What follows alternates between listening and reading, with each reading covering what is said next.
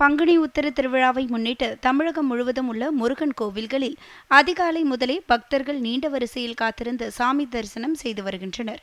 பங்குனி உத்திரம் என்பது தமிழ் மாதமான பங்குனியில் 12வது நட்சத்திரமாகிய உத்திரத்துடன் பௌர்ணமி இணைந்து வரும் திருவிழாவாகும்.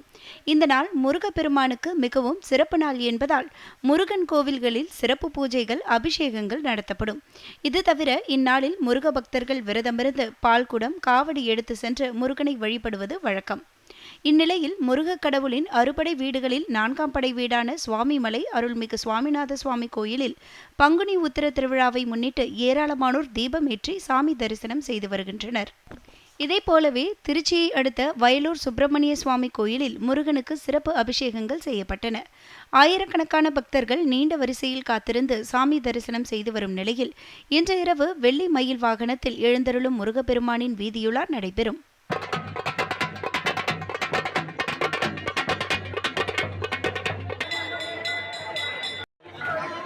பங்குனி உத்திர தினத்தையொட்டி உலகின் மிகப்பெரிய முருகன் சிலை அமைந்துள்ள சேலம் மாவட்டம் முத்துமலை முருகன் கோவிலில் சிறப்பு பூஜைகள் நடைபெற்றன.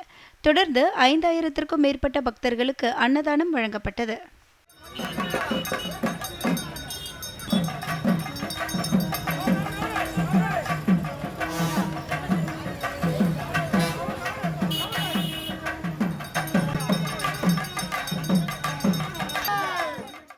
பங்குனி உத்திர நாளில் குலதெய்வ கோயில்களில் பொங்கல் வழிபாடு நடைபெறுவது வழக்கமாக உள்ளது. அந்த வகையில் திருச்செந்தூர் அருகே உள்ள மேலப்புதுக்குடி அருஞ்சுனை காத்த ஐயனார் கோயிலில் பங்குனி உத்திர விழா வெகு சிறப்பாக நடைபெற்றது. குலதெய்வ கோயிலுக்கு குடும்பத்தினரோடு வருகை புரிந்த பக்தர்கள் கோயில் முன்பு பொங்கலிட்டனர். தொடர்ந்து மேளதாளங்கள் முழங்க கோயிலில் சிறப்பு பூஜைகள் நடைபெற்றன. இதில் ஏராளமான பக்தர்கள் கலந்து கொண்டு சாமி தரிசனம் செய்தனர்.